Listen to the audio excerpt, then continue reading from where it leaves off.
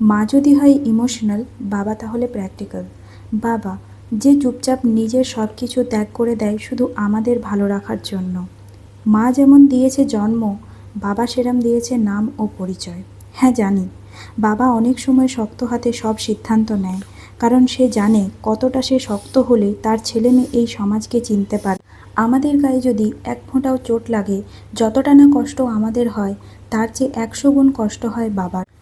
একটা মানুষ যখন সফলতা পায় তখন তাকে বাহবা দেওয়ার জন্য সবাই তার পাশে থাকে, কিন্তু সেই মানুষটাই যখন বারবার হেরে যায় তখন সেই মানুষটাকে একটা মানুষই উৎসাহ দিয়ে যায় যে পরের বার তোর নিশ্চয়ই হবে, তুই চেষ্টা করে যা।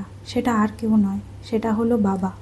বাবা হলো অনেকটা বটগাছের ছায়ার মতো, যে বাইরের রোদ ঝড় বৃষ্টিকে আমাদের গায়ে লাগতেই দেয় না।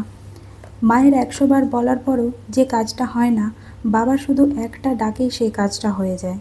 বাবা আছে বলেই হয়তো সেই ছোট থেকে এখনও অবধি আমার সব আবদার ঠিক পূরণ হয়।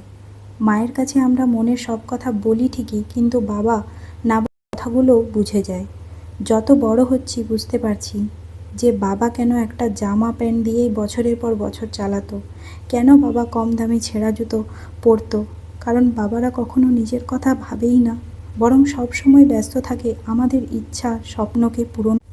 মায়ের ঋণ যেমন কখনো শোধ করা যায় না, ঠিক তেমনি বাবার অবদানও কখনো শোধ করা সম্ভব না। মা যদি এই পৃথিবীর আলো আমাদের দেখায়, বাবা শেখায় এই জগৎকে চিনতে। সবসময় শুধু মায়ের কথাই আমরা বলি, বাবার কথা হয়তো খুব কম বলা হয়, কারণ মায়েরা মনের কথা মুখে বলতে পারলেও বাবারা সেটা পারে না। হয়তো বাবারা এমনই হয়।